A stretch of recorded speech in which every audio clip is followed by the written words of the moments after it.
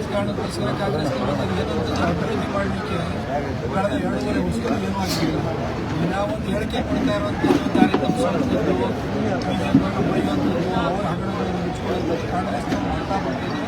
ಅದರ ಒಂದು ಭಾಗ ಮೈಸೂರಿನವರೇ ಆಗಿದ್ದು ನಾಲ್ವಡಿ ಕೃಷ್ಣರಾಜ ಒಡೆಯರು ಕಟ್ಟಿದಂಥ ಕನ್ನಂಬಾಡಿ ಕಟ್ಟೆಯನ್ನು ಇಟ್ಬಿಟ್ಟು ನಾಲ್ವಡಿ ಕೃಷ್ಣರಾಜ ಒಡೆಯರು ಸ್ಥಾಪನೆ ಮಾಡಿದಂಥ ಮೈಸೂರು ವಿಶ್ವವಿದ್ಯಾಲಯದಿಂದಲೇ ಪದವಿಯನ್ನು ಪಡ್ಕೊಂಡು ಅವರು ಕಟ್ಟಿದ ಕನ್ನಂಬಾಡಿ ಕಟ್ಟೆಯ ನೀರಿನಲ್ಲಿ ಬೆಳೆದಿರುವಂತಹ ಅನ್ನವನ್ನು ತಿನ್ಕೊಂಡು ಅವರ ವಂಶವನ್ನು ನಿರ್ವಂಶ ಮಾಡಲಿಕ್ಕೆ ಹೋದಂಥ ಹೈದರಾಲಿಯ ಮಗ ಟಿಪ್ಪುವಿನ ಜಯಂತಿಯನ್ನು ಮಾಡಿ ಸಿದ್ದರಾಮಯ್ಯನವರು ಮೈಸೂರಿನಲ್ಲಿ 2018ರಲ್ಲಿ ಹೀನಾಯವಾಗಿ ಚಾಮುಂಡೇಶ್ವರಿಯಲ್ಲಿ ಸೋತಿನಿಂದ ಪಾಠ ಕಲಿತರು.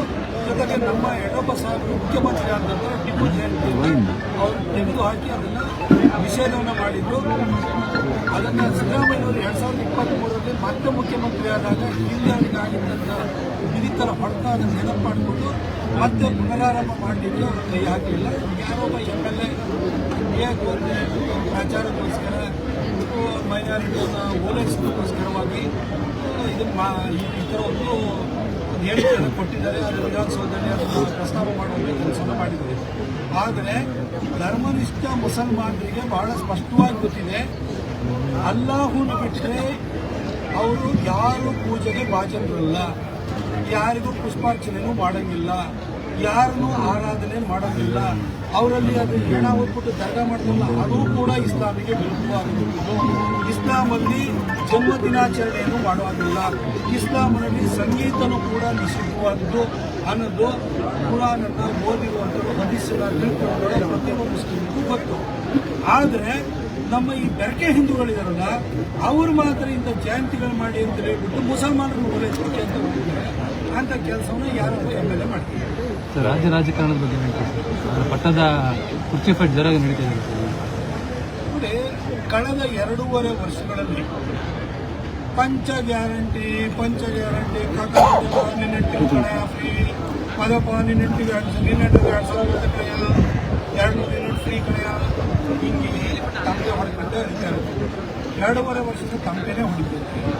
ಆಶಾ ಕಾರ್ಯಕರ್ತರಿಗೆ 10,000 ರೂಪಾಯಿ ಆಗಿಲ್ಲ, ಅಂಗನವಾಡಿ ಕಾರ್ಯಕರ್ತರಿಗೆ 8,000 ಆಗಲಿಲ್ಲ, ಓಲ್ಡ್ ಪೆನ್ಷನ್ ಸ್ಕೀಮ್ ಬರಲಿಲ್ಲ, ಕರೆಂಟ್ ಬಿಲ್ಲು ಜಾಸ್ತಿ ಆಯಿತು, ಹಾಲಿನ ಬಿಲ್ಲು ಜಾಸ್ತಿ ಆಯಿತು, ಪ್ರೋತ್ಸಾಹಧನ ಕಮ್ಮಿ ಆಯಿತು, ಗೃಹಲಕ್ಷ್ಮಿ ಸರಿಯಾದ ಟೈಮಿಗೆ ಬರೋಲ್ಲ, ಶಕ್ತಿ ಯೋಜನೆ ಅಂತ ಹೇಳ್ಬಿಟ್ಟು ಇಡೀ ಎಲ್ಲ ನಮ್ಮ BMTC KSRTC ವ್ಯವಸ್ಥೆನೇ ಹಾಳ್ಗೆದೋಗಿದೆ. ಇನ್ನು ಪವರ್ನ ಫ್ರೀ ಕೊಡ್ತೀವಿ 200 ಯೂನಿಟ್ ಬಂದಿಲ್ಲ, ಅಲ್ಲೂ ಕಟ್ ಮಾಡಿ ಈಗ ಎಸ್ಕಾಮ್ಗಳೆಲ್ಲವೂ ಕೂಡ ಹಳ್ಳ ಹೇಳ್ಬೋದು. BMTC ಅವರು KSRTC ಅವರಿಗೆ ಟೈರ್ ಪಂಕ್ಚರ್ ಆದರೂ ನೀವು ಹೊಸ ಟೈರ್ ಹಾಕಬೇಕು ರೊಕ್ಕ ದುಡ್ಡಿಲ್ಲ. ಹೀಗೆ ರಾಜ್ಯದ ಅರ್ಥವ್ಯವಸ್ಥೆಯನ್ನು ಹಾಳುಗೆಡವಿ 8 ಲಕ್ಷ ಕೋಟಿ ರೂಪಾಯಿ ಸಾಲವನ್ನು ಮಾಡಿ ಅತಿ ಹೆಚ್ಚು ಸಾಲದ ಹೊರೆಯನ್ನು ಹೊರಿಸುವ ಮುಖಾಂತರವಾಗಿ 16 ಬಜೆಟನ್ನು ಮಂಡಿಸಿರುವಂಥ ವಿಶ್ವದ ಕುಖ್ಯಾತ ಅರ್ಥಶಾಸ್ತ್ರಜ್ಞ ಸಿದ್ದರಾಮಯ್ಯನವರು ಒಂದು ಸತ್ತ ಸರ್ಕಾರದ ನೇತೃತ್ವವನ್ನು ವಹಿಸಿದ್ದಾರೆ. ಸರ್ಕಾರ ಅಂತೂ ಸತ್ತು ಹೋಗ್ತಿದೆ. ಸಿದ್ದರಾಮಯ್ಯನವರು ಆ ಹೆಣನ ಮುಂದೆ ಹೊರತಿದ್ದಾರೆ, ಟೀಕೆ ಹಿಂದೆ ಹೊರತಿದ್ದಾರೆ. ಟೀಕೆಗೆ ಮುಂದಕ್ಕೆ ಹೊರಬೇಕು ಅಂತ ಆಸೆ ಇದೆ. ಸಿದ್ದರಾಮಯ್ಯನವರೆಲ್ಲ ನಾನೇ ಮುಂದೆ ಹೊರಬೇಕು ಟೀಕೆ ಅವ್ರನ್ನ ಹೇಳಿಬಿಟ್ಟು ಮುಂದಕ್ಕೆ ಹೊತ್ಕೋಬೇಕು ಅಂತ ಹೊರಟಿದ್ದಾರೆ.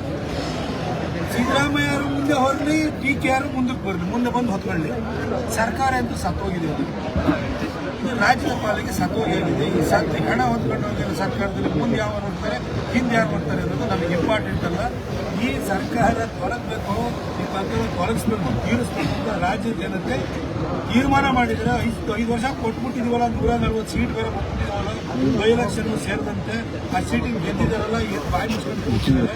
ಇನ್ನು 2.5 ವರ್ಷ ಏನು ಮಾಡ್ತಾರೆ ನೀವು ಅನುಭವಿಸ್ಬೇಕು, ಪಾಠ ಕಲಿಬೇಕು. BJಪಿಯವರು ನಾವು ಒಂದು ಸರಿ ಮೈ ಮುಗಿಬಿಟ್ಟು ಯಾವಾಗ ಮಾಡ್ತೀವಿ, ನಾವು ಕೂಡ ಸರಿಯಾಗಿ ಪಾಠ ಕಲಿತ್ಕೊಳ್ಳೋದಕ್ಕೆ, ನಿಮ್ಮ ವಿಶ್ವಾಸವನ್ನು ಮತ್ತೆ ಗಳಿಸ್ಕೊಳ್ಳೋದಕ್ಕೆ BJP JDS ನಾವು ಸಂಘಟಿತವಾದ ಪ್ರಯತ್ನವನ್ನು ಮಾಡಬೇಕು. 2.5 ವರ್ಷ ಇದೇ ಗ್ಯಾರಂಟಿ ವಿಚಾರದಲ್ಲಿ ಕಾಂಗ್ರೆಸ್ ಮೀಟಿಂಗ್ನಲ್ಲಿ ವಿರೋಧ ವ್ಯಕ್ತ ಆಯಿತು. ಗ್ಯಾರಂಟಿಗೆ ನಿಲ್ಲಿಸಬೇಕು ಅನ್ನೋದು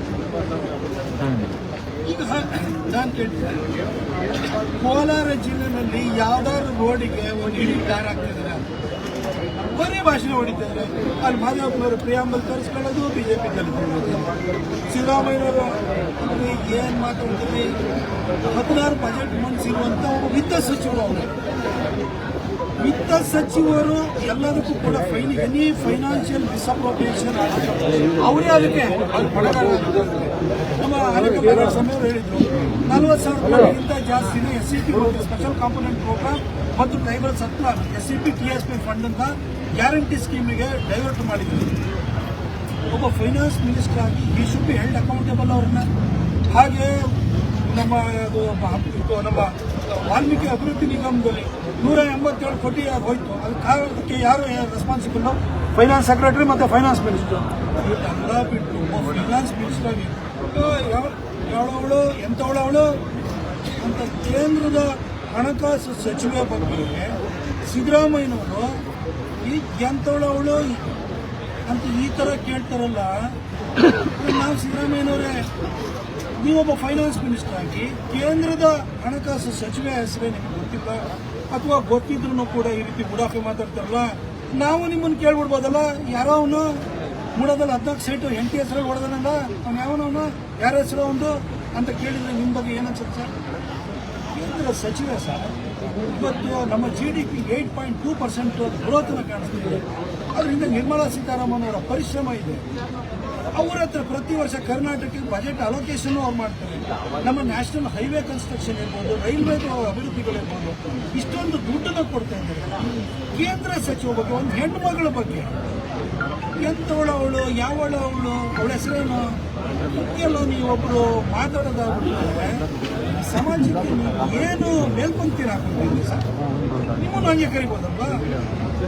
ಕೂಡದಲ್ಲಿ ಹೆಣ್ಣು ಹೆಸರಲ್ಲಿ ಸೈಟ್ ಹೊಡೆದ ನಾವು ಯಾವನು ಅಂತ ಅಂದ್ಬಿಟ್ರೆ ನಿಮಗೇನು ಅನ್ಸುತ್ತೆ? ಹೋಗಲ್ಲ. ದಯವಿಟ್ಟು ಈ ಥರದ ಉದಾಹರಣೆ ಮಾತನ್ನು ಬಿಡಬೇಕು, ಒಳ್ಳೆ ಆಡಳಿತವನ್ನು ಕೊಡಬೇಕು. ಆಮೇಲೆ ಸಿದ್ದರಾಮಯ್ಯ ರಾಜ್ಯದ ಜನತೆಗಳು ಗೊತ್ತು, ನೀವೇ ರಾಜ್ಯದ ಮುಖ್ಯಮಂತ್ರಿಯಾಗಿ ಮುಂದುವರಿಯಬೇಕು. ನೀವು 2.5 ವರ್ಷದಲ್ಲಿ ಮತ್ತು 7.5 ವರ್ಷ ಒಟ್ಟಾರೆ ನಿಮ್ಮ ಮುಖ್ಯಮಂತ್ರಿಯಾಗಿ ಮಾಡಿರೋ ಘನಕಾರ್ಯ ಏನು? ಇಂಥ ಒಳ್ಳೆ ಕೆಲಸ ಮಾಡ್ಬಿಟ್ಟಿದ್ದಪ್ಪ, ಅದಕ್ಕೋಸ್ಕರ ಮತ್ತೆ 2.5 ವರ್ಷ ಕೊಡಿ ಅಂತ ಮಾಡಕ್ಕೆ ಯಾವ ಕೆಲಸ ಮಾಡಿದ್ದು ಹೇಳ್ಕೊಡೋದು ಒಂದು ಕೆಲಸ. ಬರೀ ಗ್ಯಾರಂಟಿ ನಮಗೆ ಆ ಬಸ್ಗಳ ಮೇಲೆಲ್ಲ ಯುವ ನಿಧಿ ಅಂತ ಬೋರ್ಡ್ ಯುವ ನಿಧಿ ಸ್ಟಾರ್ಟ್ ಮಾಡಿದ್ದಾರೆ. ಸುಳ್ಳು ಹೇಳ್ಕೊಂಡು ತಿರುಗ್ತಾ ಇದ್ದಾರೆ. ನಿಮ್ಮ ಜೊತೆಗೆ 2.5 ವರ್ಷ ಇನ್ನು ನಾನೇ ಮುಖ್ಯಮಂತ್ರಿ ಮುಂದುವರಿಬೇಕು ಅಂತ ಹೇಳ್ಬಿಟ್ಟು ಮಧ್ಯದಲ್ಲಿ ಏನೋ ಒಂದು ದಲಿತ ಮುಖ್ಯಮಂತ್ರಿ ಅಂತ ದಾಳ ಹೊರಡಿಸ್ತಾರೆ. ಇನ್ನು ಅಲ್ಲಿ ಹೋಗಿ ಸತೀಶ್ ಜಾರಕಿಹೊಳಿ ಅವರನ್ನ ಎತ್ಕಟ್ತಾರೆ.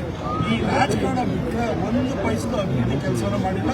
ಜೊತೆಗೆ ಎಲ್ಲರ ಬಗ್ಗೆ ಪ್ರೋತ್ಸಾಹದಿಂದ ಮಾತಾಡ್ತಾರೆ. ನಿಜಕ್ಕೂ ಕರ್ನಾಟಕದಲ್ಲಿ ಯಾವ ರೀತಿ ರಾಜಕಾರಣ ಬಂದಿದೆ, ಗೌರವ ಇಲ್ಲದೇ ಅವ್ರ ಸಚಿವರು ನಡ್ಕೊಳ್ತಾರೆ, ಮುಖ್ಯಮಂತ್ರಿಗಳು. ಇಂಥ ಸರ್ಕಾರ ಆದಷ್ಟು ಬೇಗ ತೊಲಗಬೇಕು. ಅದಕ್ಕೋಸ್ಕರ ರಾಜ್ಯಾದ್ಯಂತ ನಮ್ಮ ರಾಜ್ಯಾಧ್ಯಕ್ಷರಾಗಿರುವಂಥ ವಿಜೇಂದ್ರ ಅವರು ಮತ್ತು ನಮ್ಮ ಎಲ್ಲ ನಾಯಕರು, ನಮ್ಮ ವಿರೋಧ ಪಕ್ಷದ ನಾಯಕರಾಗಿರುವಂಥ ಆರ್ ಶೆಟ್ಟರ್ ಅವ್ರ ನೇತೃತ್ವದಲ್ಲಿ ನಾವು ಅಭಿಯಾನವನ್ನು ಮಾಡ್ತೀವಿ. ಸಿದ್ದರಾಮಯ್ಯನವ್ರಿಗೆ ಗೊತ್ತಿಲ್ಲದಂಗೆ ಯತೀಂದ್ರ ಅವ್ರು ಅವಾಗ ಹೇಳಿಕೆ ಕೊಡ್ತಾ ಇದ್ದಾರೆ ಅಂತ 2.5 ವರ್ಷ ಇನ್ನೂ ನಮ್ಮ ತಂದೆಯವರೇ ಇರ್ತಾರೆ ಅಂತ ಇವತ್ತು ಹೇಳಿದ್ದಾರೆ. ಮಾತು ಅಲ್ಲ, ಅವ್ರಿಗೆ ಗೊತ್ತಿರಲ್ವಾ? ತಂದೆಗೆ ಗೊತ್ತಿಲ್ಲದೆ ಮಾತಾಡ್ತಾರೆ. ರಾಜಕಾರಣಿಗಳು ಅವ್ರ ಮಕ್ಕಳಿಗೆ ಕಳ್ಳ ಮಾರ್ಗದಲ್ಲಿ ದುಡಿದಿರುವಂತಹ ದುಡ್ಡನ್ನು ಸಂಪಾದನೆ ಮಾಡಿ ಕೂಡಿಟ್ಟು ಕೊಡಬಹುದು, ಬುದ್ಧಿ ಕೊಡಕ್ಕಾಗಲ್ಲ. ಅದು ಬಹಳಷ್ಟು ರಾಜಕಾರಣಿ ಮಕ್ಕಳ ಜೀವನದಲ್ಲಿ ಎದ್ದಿದ್ರು. ಅವರ ಅಪ್ಪ ಮೊದಲನೇ ಸರಿ ಮುಖ್ಯಮಂತ್ರಿ ಆಗಿದ್ದಾಗ ಆ ಒಂದು ಏನೋ ಮ್ಯಾಟ್ರಿಕ್ಸ್ ಏನೋ ಒಂದು ಇದನ್ನ ಲ್ಯಾಬ್ಗಳನ್ನು ಗೌರ್ಮೆಂಟ್ ಹಾಸ್ಪಿಟಲಲ್ಲಿ ಅವ್ರದ್ದು ಲ್ಯಾಬ್ಗಳನ್ನ ಮಾಡಲಿಕ್ಕೆ ಅಂತ ಹೇಳ್ಬಿಟ್ಟು ಅದ್ರಲ್ಲಿ ನೋಡಿ. ಆಮೇಲೆ BD ಆಯಿತು, ಸೈಟ್ ಕೊಡ್ತಾರೆ. ಇವಾಗ ಹೋದ್ರೆ ನೋಡ್ರೆ ಅವ್ರ ತಾಯಿ ಹೆಸರು 16 ಸೀಟ್ ಕೊಡ್ಕೊಂಡಿದ್ರು. ಈ ಮಂಚೆ ಅವ್ರ ಅಪ್ಪ ಮುಂದುವರಿತಾ ಇದ್ರೆ ತನ್ನ ಜೋಳಿಗೆ ತುಂಬುತ್ತೆ ಅಂತ ಹೇಳ್ಬಿಟ್ಟು ಈ ರೀತಿ ಹೇಳ್ತಿದ್ದಾರೆ. ಅಂದ್ರೆ CM ಹೇಳಿಸ್ತಾ ಇದ್ದಾರೆ ಸರ್ ಈ ಮಾತು ಮಗನ ಕೈಯಲ್ಲಿ. CM ಬಹಳ ಜನಕ್ಕೆ ಹೇಳಿಸ್ತಾ ಇದ್ದಾರೆ. ಬಹಳ ಜನಕ್ಕೆ ಹೇಳಿಸಿ ಕೆಲವೊಂದು ಮಂತ್ರಿ ಪದವಿನೂ ಕಳ್ಕೊಂಡ್ ಮಾಡಿದ್ರು. ಎಲ್ಲ ಕಡೆ ಸುಮಾರು ಕಡೆ ಹೇಳಿಸ್ತಾ ಇದ್ದಾರೆ. ಅಲ್ಲಿ ಬೆಳಗಾವಿ ರಾಜಕಾರಣದಲ್ಲೂ ಕೂಡ ಅಲ್ಲಿನೂ ಕೂಡ ಜಾರಕಿಹೊಳಿ ಅವ್ರನ್ನ ಎತ್ಕೊಳ್ತಾರೆ. ಒಟ್ಟಿಗೆ ಅವರಿಗೆ ರಾಜಕಾರಣ ಮಾಡೋದು